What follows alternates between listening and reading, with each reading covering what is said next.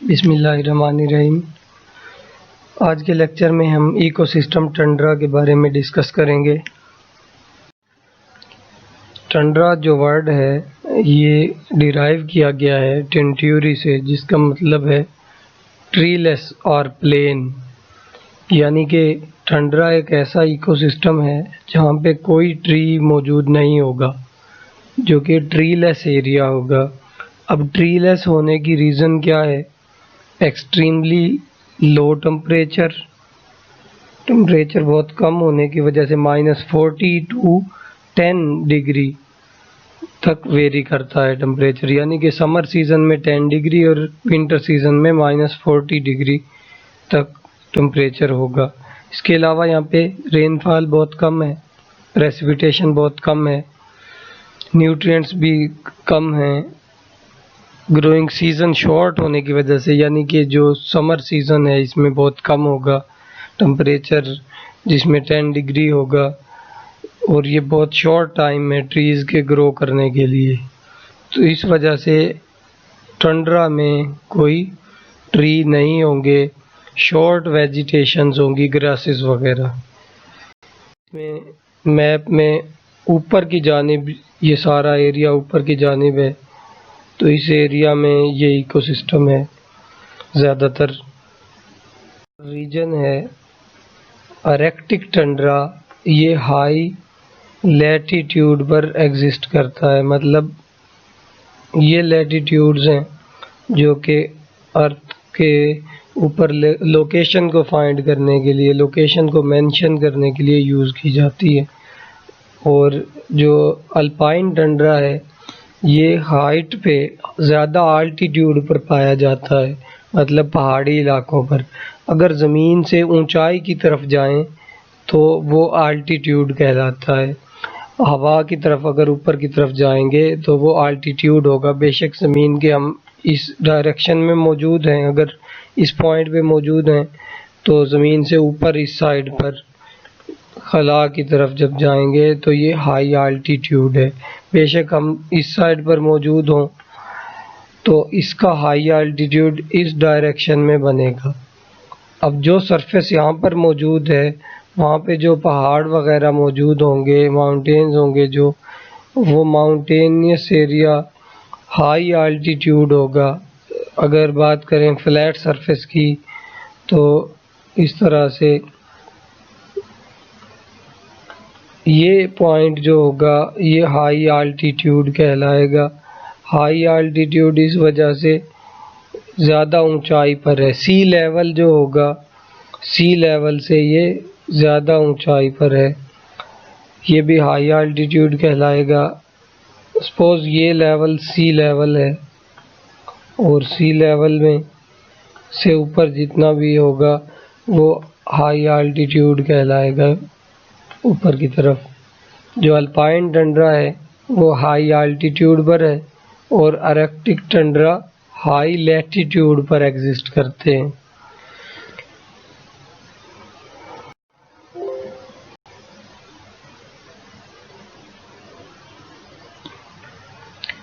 अरेक्टिक Tundra की कुछ diagram दिखाई गई हैं। अरेक्टिक टंड्रा में देख सकते हैं कि कोई ऐसा ट्री मौजूद नहीं है, सारी सरफेस फ्लैट है, ट्रीलेस है सारे सब। अरेक्टिक टंड्रा की कुछ प्रॉपर्टीज़ हैं। एट हाई लैटिट्यूड पर एग्जिस्ट करता है। कोल्ड डेजर्ट लाइक कंडीशन होंगी। डेजर्ट लाइक इसलिए कहा गया क्योंकि यहाँ पे प्रेसिपिटेशन बहुत कम होगी, बारिशें या पानी की मिक़दार बहुत कम होगी। Land dotted with lakes or crossed by stream where the ground is low and moist। ज़मीन की सतह जहाँ पे नीचे होगी वहाँ पे नदियाँ वगैरह बहती होंगी, और नदियाँ सिर्फ जब ही बह सकती हैं जब टेम्परेचर फ्रीजिंग पॉइंट से ज़्यादा होगा, मतलब मेल्टिंग टेम्परेचर आएगा गर्मियों में, तभी ये सारी बर्फ़ जो जमी हुई होगी ये मेल्ट होगी। On high drier area where ground is bare or rock covered, vegetation is scattered। scattered है वर्ड। तो ऐसी जगहें जो टंड्रा में मौजूद हैं, वहाँ पे ग्राउंड बेयर है, वहाँ पे कोई वेजिटेशन नहीं है, यानी कि बेयर का मतलब, और रॉक्स मौजूद हैं। अगर वेजिटेशन मौजूद भी है तो वो बिखरी हुई है, स्कैटर्ड है। आर्कटिक टंड्रा में या किसी भी तरह की टंड्रा में परमाफ्रॉस्ट होती है। परमाफ्रॉस्ट का मतलब है ऐसी जगह, ऐसी मिट्टी जहाँ पे टेम्परेचर फ्रीजिंग पॉइंट से कम हो, यानी कि फ्रोजन सॉइल परमाफ्रॉस्ट कहलाती है। क्योंकि लगातार यहाँ पे बर्फ़ बनती है और पानी पिघलता है, एक्सपेंशन और कॉन्ट्रैक्शन होती है, जिसकी वजह से ये जो स्टोन है, रॉक्स हैं जो, ये ब्रेक होती हैं और ब्रेक होने से एक पॉलीगॉन टाइप स्ट्रक्चर बनते हैं। ये इस तरह से डिज़ाइन बन जाएंगे, पत्थर के पैचेस नज़र आएंगे टंड्रा वाले एरिया। अब डिटेल से बात करते हैं अल्पाइन टंड्रा की। अल्पाइन टंड्रा में हाई आल्टीट्यूड होगा, यानी ऐसे टंड्रा वाले एरिया जो कि ऊंचाई पर मौजूद हैं, पहाड़ों पर मौजूद हैं, जो अल्पाइन टंड्रा कहलाएंगे। High altitudes confined to very high elevation, बहुत ज़्यादा ऊंचाई तक महदूद हैं। ये लिटिल परमाफ्रॉस्ट, यानी कि यहाँ की मिट्टी जो है वो मुकम्मल तौर पर जमी हुई नहीं होती। इसकी डिटेल नेक्स्ट देखते हैं। सॉइल्स आर ड्रायर, मिट्टी यहाँ पे खुश्क है क्योंकि पानी की कमी है। प्रेसिपिटेशन लेकिन यहाँ पर ज़्यादा है आर्कटिक टंड्रा से अल्पाइन टंड्रा में, बारिशें या नमी थोड़ी ज़्यादा है। Steep topography induces a rapid run of water, क्योंकि यहाँ पे पहाड़ी इलाके हैं तो पहाड़ी इलाकों में सतह हमवार नहीं होती, जिसकी वजह से वाटर की जो मूवमेंट है या रन ऑफ, पानी का बहना, जैसे फर्ज करें इस जगह पे पानी पिघलता है इस एरिया से, तो पिघलता हुआ पानी इस डायरेक्शन में आएगा क्योंकि यहाँ पे सतह जो है स्टीप है थोड़ी, और वाटर रन ऑफ करेगा। कंपोनेंट्स की बात करें डिटेल से तो टेम्परेचर, सॉइल, विंड और वाटर और न्यूट्रिएंट्स बाकी इकोसिस्टम से डिफरेंट हैं। टंड्रा के टेम्परेचर बहुत कम है, सॉइल फ्रोजन है, लो फर्टिलिटी है, इसमें फास्फोरस वगैरह ज़्यादा है। बस विंड की अमाउंट, स्पीड बहुत ज़्यादा है, जिसकी वजह से बड़े दरख्त रह नहीं सकते, टूट जाएंगे अगर ग्रो भी करते हैं तो। पानी की मिकदार कम है, न्यूट्रिएंट्स की मिकदार भी कम है। अगर टेम्परेचर को डिटेल से देखते हैं तो समर शॉर्ट है यहाँ पर और विंटर बहुत लॉन्ग है और कोल्ड है। अल्पाइन टंड्रा भी कोल्ड है, और लेकिन आर्कटिक टंड्रा जितना कोल्ड रीजन नहीं होता, क्योंकि आर्कटिक टंड्रा हाई लैटीट्यूड पर है। हाई लैटीट्यूड नॉर्दर्न हेमिस्फेयर की तरफ, अर्थ के नॉर्दर्न हेमिस्फेयर की तरफ सनलाइट डायरेक्ट नहीं पड़ती, तो वहाँ पे टेम्परेचर बहुत कम होता है, सनलाइट कम आने की वजह से टेम्परेचर बिलो फ्रीजिंग पॉइंट रहता है। और प्लांट की ग्रोथ के लिए डे टाइम में टेम्परेचर होता है अल्पाइन टंड्रा में। आर्कटिक टंड्रा में सिर्फ और सिर्फ समर के डेज होंगे जो प्लांट की ग्रोथ को परमिट करते हैं। यहाँ पे हाफ ईयर परमिट करता है टेम्परेचर प्लांट की ग्रोथ को। तो ये जो टेम्परेचर और ग्रोइंग सीजन की लिमिटेशन है, ये लिमिटेड टाइप्स की स्पीशीज़ को यहाँ पे ग्रो करने की इजाज़त देती है। सॉइल अल्पाइन टंड्रा में इनएक्टिव लेयर होती है एक सॉइल की, यानी कि सॉइल की यहाँ पे दो लेयर हैं। एक लेयर है जो नीचे मौजूद है, परमाफ्रॉस्ट लेयर है। परमाफ्रॉस्ट ये तकरीबन हमेशा जमी रहती है नीचे, और इसके ऊपर एक और लेयर है टॉप सॉइल जो कि एक्टिव लेयर है। मतलब ये ऊपर वाली जो लेयर है, ये लेयर कंप्लीटली फ्रोजन नहीं है, ये लेयर पिघल जाती है और इसके अंदर प्लांट्स वगैरह ग्रो कर सकते हैं। ये लेयर जो है नीचे मौजूद है, जो परमाफ्रॉस्ट है, कंप्लीटली फ्रोजन है ये।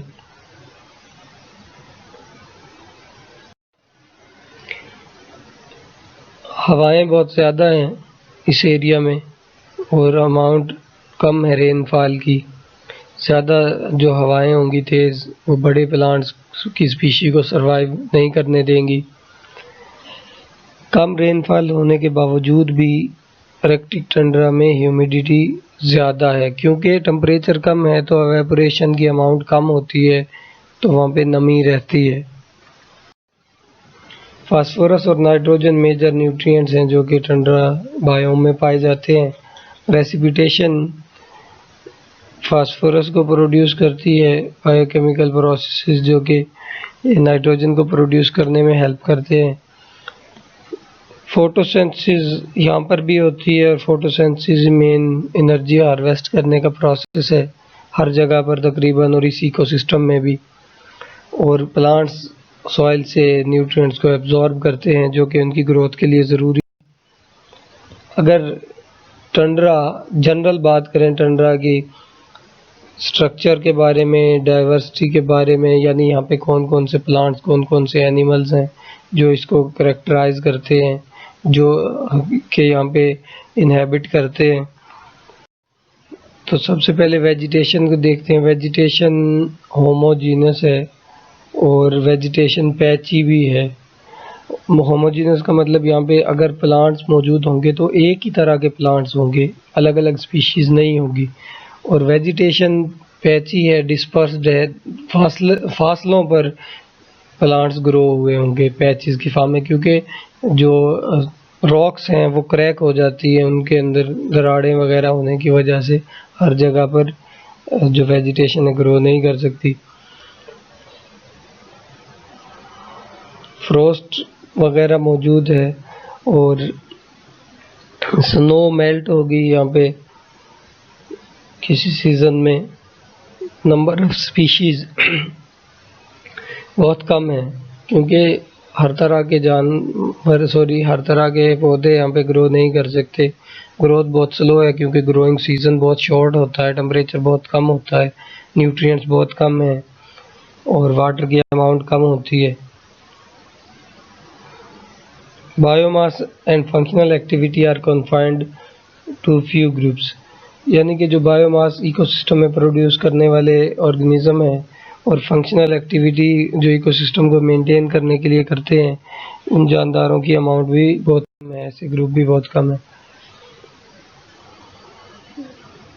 तो इस जगह पे ऐसी आर्कटिक टंड्रा वाले रीजन में सिर्फ ऐसे ही प्लांट ग्रो कर सकते हैं जो कि डिस्टरबेंस को बर्दाश्त कर सकते हैं सॉइल की, और विंड को टॉलरेट कर सकते हो, और एब्रेशन को बर्दाश्त कर सकते हो, हवा की रगड़ को। सॉइल के पार्टिकल्स क्योंकि टकराते हैं हवा से आके पत्तों के ऊपर, टकराने से उनकी रगड़ लगती है, रगड़ से जो है वो प्लांट में इंजरी होती है।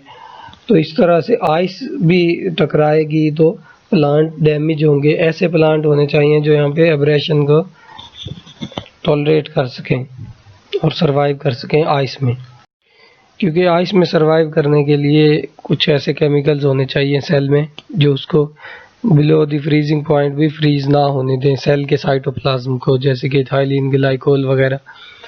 ग्राउंड लो है यहाँ पे, जो प्लांट्स हैं लो ग्राउंड में, और cotton grass, says, dwarf hath, sphagnum मोस कॉम्प्लेक्स। ये जो सेज है ये एक साइप्रेसी फैमिली से ताल्लुक़ रखने वाला एक मोनोकॉट है, घास वगैरह हैं ये ज़्यादातर सारी। वेल ड्रेन्ड साइट ऐसी जगह है जहाँ पे पानी अच्छी तरीके से गुजर सकता हो, ज़मीन में पानी नीचे की तरफ जा सकता हो, वहाँ पे झाड़ियाँ वगैरह लगती हैं, ड्वार्फ विलोज, बिर्चेस। और ड्राई लैंड में सेजेस, रशेस, हर्ब्स, मॉसेस, लाइकन्स, इस तरह के एसोसिएशंस और प्लांट्स एग्जिस्ट करते हैं। Driest and most exposed site, ऐसी जगहें इकोसिस्टम में। अब इकोसिस्टम में यहाँ पे तीन तरह की बातें हैं, लो ग्राउंड, वेल ड्रेन्ड साइट और driest and most expose site. ज़्यादातर जो एक्सपोज साइट होती है, जहाँ पे जो ओपन साइट होगी वहाँ पे वेजिटेशन बिखरी हुई होगी, मैट्स की फॉर्म में होगी, लाइकन्स होंगे, क्रोस्टोज, फोलियोज वगैरह। Alpine Tundra. अल्पाइन टंड्रा के सारे करैक्टर्स को अगर डिटेल से बात करें तो अल्पाइन टंड्रा के इन्वायरमेंट सवेयर हैं। It is land of strong wind, snow, cold and widely fluctuating temperatures. बाकी सारे यहाँ पे जो कंडीशंस हैं वो सवेयर हैं, हवाएं तेज़ हैं, बर्फ़बारी ज़्यादा है, टेम्परेचर जल्दी जल्दी चेंज होता है। बेशक टेम्परेचर इतना कम नहीं होता लेकिन उसमें फ्लक्चुएशन ज़्यादा आती हैं। कुछ प्लांट्स की एग्जांपल दी गई हैं, आप रीड करेंगे। इन टॉपिक्स में से जो इकोसिस्टम से रिलेटेड टॉपिक हैं उनमें सबसे ज़्यादा इम्पोर्टेंट बात उस इकोसिस्टम की सॉइल, उस इकोसिस्टम के एनिमल्स, प्लांट्स, रेनफॉल की अमाउंट, ये सारी बातें इम्पोर्टेंट होती हैं एग्ज़ाम पॉइंट ऑफ व्यू से।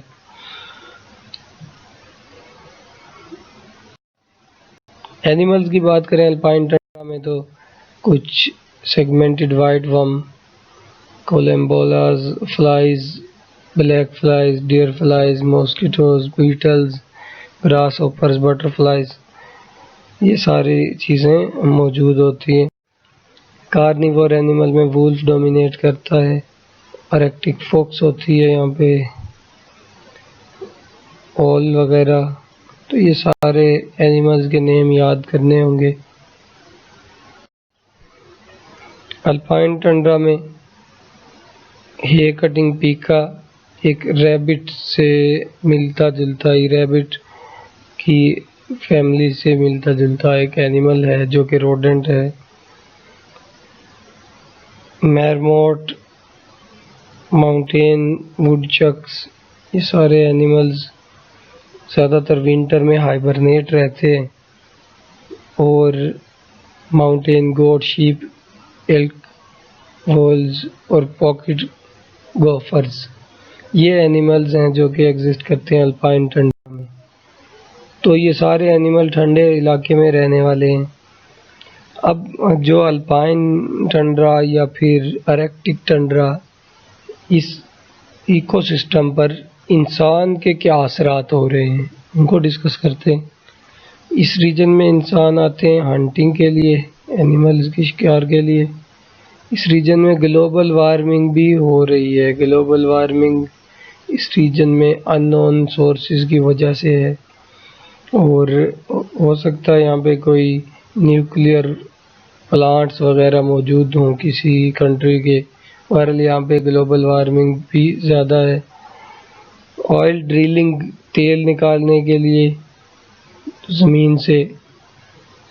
ओवर डेवलपमेंट, क्योंकि यहाँ पे मुख्तलिफ़ किस्म के रिसर्च स्टेशंस और रिक्रिएशन के लिए कुछ डेवलपमेंट की जा रही है जो कि इकोसिस्टम को डिस्टर्ब कर रहे हैं, जिनकी वजह से पोल्यूशन भी क्रिएट हो रही है जो इकोसिस्टम को डिस्टर्ब कर रही है।